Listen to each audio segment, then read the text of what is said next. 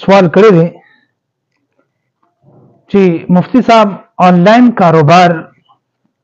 شرعاً څنګه ده؟ یعنی دا شی چې هغه انسان سره موجود نه وي، د هغه په قبضه کې نه وي، د دې په ملکیت کې نه وي، نو د داسې سودا کول هغه څنګه ده؟ جواب دا دی چې آنلاین کاروبار کول د دې مختلف صورتونه کې دي شي. بعض صورتونه ناجایز دي او بعض صورتونه چې کوم دي جایز. په ناجایز صورتونو کې یو صورت دا هم دی چې یو کس په خپل سوشل اکاونټس باندې د یو کمپنی پروډکټ تصویر ولګوي، تشهیر وکي، هغه پوسټر ولګوي، حالانکه هغه پروډکټ، هغه مصنوعات، هغه سیز د سره موجود نه وي، د دې په قبضه کې نه وي، او دا په چا باندې خرڅ کی په دې لفظونو سره چې دا شی زه تاسو په دومره درکوم، په دومره پیسو باندې در باندې خرڅوم، حالانکه دا شی بیا اوري چې د دوی په قبضه کې نه دی. نو داسې سیز چې کوم د خرڅول او داسې سودا کول چې هغه انسان سره موجود نه وي، که هغه آنلاین طریقې سره وي که آفلاین طریقې سره وي، علما فرمایي دا ناجایز، ناروا او حرام. ولی چې دی کې مبيع یعنی چې کوم پروډکټ دی، کوم مبيع دی، خرڅون کې سیز دی،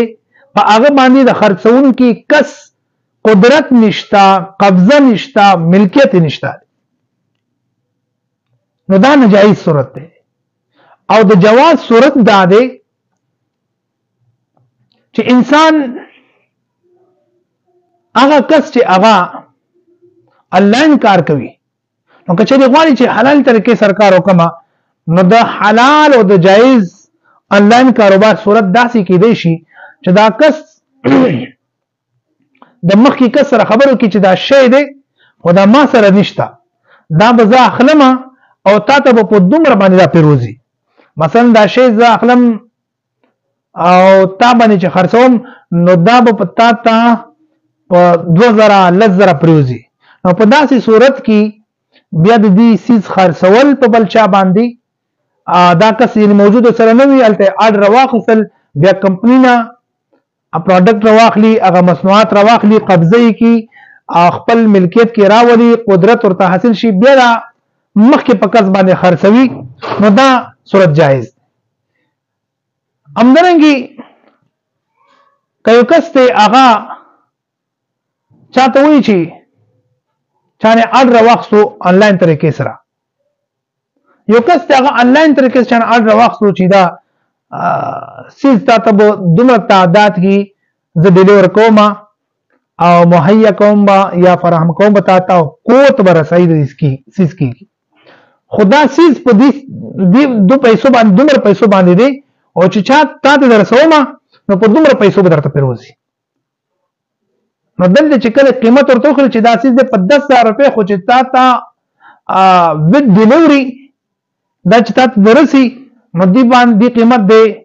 قیمت دا تا ته پریوزي په 12,000 کې، په 12,000 باندې. نو اوس چې کوم د اساس قیمت خو دی وانه خپل، خو چې دا کوم معامله کوي دا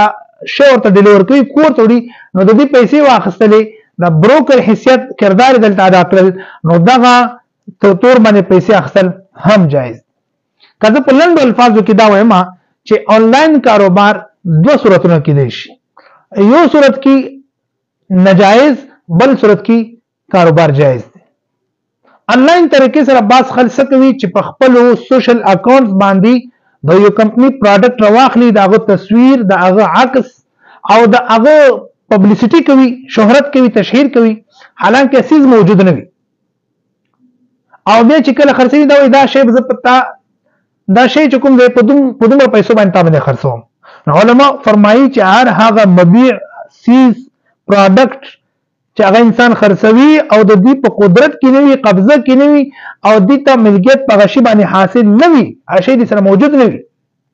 بلکې کله چې چا سره خبر وکړي نو وروسته بیا یو کمپنی ته لاړ شي، دکان ته لاړ شي، سټور ته لاړ شي، هلته هغه شی واخلي او بیا یې خرڅوي، او مخکې چې کوم دی هغه خبره کوي، شی سره موجود نه هغه وخت خبره کوي. علما فرمایي چې داسې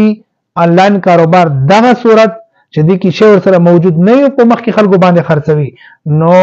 د شی د موجودګي نشتون د وجنه دا کاروبار ناروا دی حرام دي دین اجتناب کول پکار د دې حلال صورت داسې کېدای شي چې دا کس چې کله تصویر ولګول عکس په خپل فیسبوک باندې یا فیسبوک باندې یا په واتس اپ پیجونو ګروپونو کې یا سوشل نور اکاونټ باندې تصویر دی سیز ولګولو حالانکه شی د سرشتانه چې کوم شی د خرڅوي کاغه غبین دی شات کاغه نور داسې پروډکټس دي چې هغه د خرڅول غواړي د بلې کمپنی ولدي د خرڅوي نو هغه جایز طریقه راسي کې چې دا وي چې دا شی ما سرشتانه او کته ما نه اخلي نو دا شی به زه راوړم وا بخلم او تا ته په دې پیسو کې پریوزي اوس په داسې طریقې سره هغه نه اډر واخستل بیا د لاړو کمپنی ته سٹور ته غسیز راوخستل او دی باندې هغه پیسو باندې چې کوم باندې دوه رضامندي شوی د خرڅي نو دا کاروبار جایز دی دریم کاروبار دریم طریقه راسین کې د شی صورت دام وروته شي د جایز کاروبار چې دا کسو کې دا کس یو شی قیمت متعین کې دا شی پلنکی شي سٹور کې دا شی په دومره ملويږي خدا چې زستا کور ته د علماء او کور ته د شی درسومه نو د ډیلیوري چې کوم چارجز دي دا به داخله نو دی بنیاد باندې هغه شی کمپنی نه د ته په 12000 ملاو شو مثلا